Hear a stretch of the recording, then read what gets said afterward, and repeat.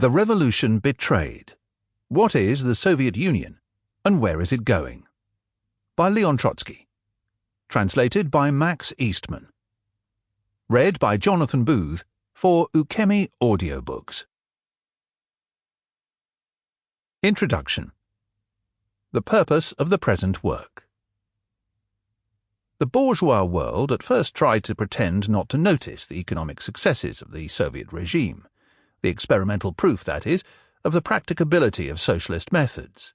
The learned economists of capital still often try to maintain a deeply cogitative silence about the unprecedented tempo of Russia's industrial development, or confine themselves to remarks about an extreme exploitation of the peasantry.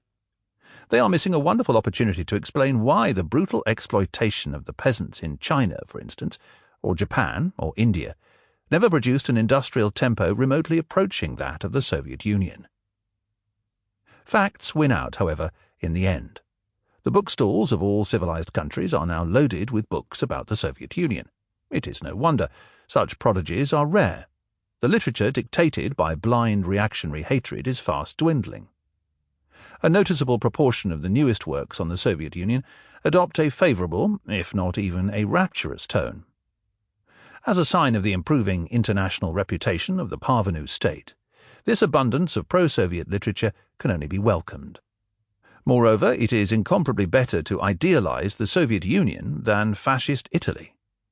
The reader, however, would seek in vain on the pages of this literature for a scientific appraisal of what is actually taking place in the land of the October Revolution.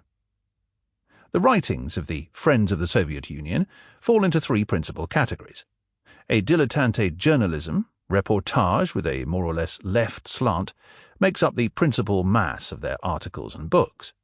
Alongside it, although more pretentious, stand the productions of a humanitarian, lyric and pacifistical communism. Third comes economic schematization, in the spirit of the old German Katheder Sozialismus. Louis Fischer and Duranty are sufficiently well-known representatives of the first type. The late Barbus and Romain Rolland represent the category of humanitarian friends. It is not accidental that, before ever coming over to Stalin, the former wrote a life of Christ, and the latter a biography of Gandhi.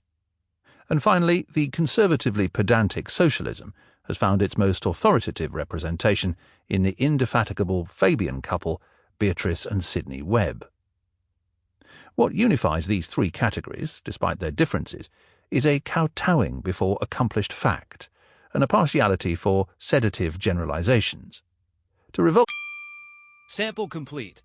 Ready to continue?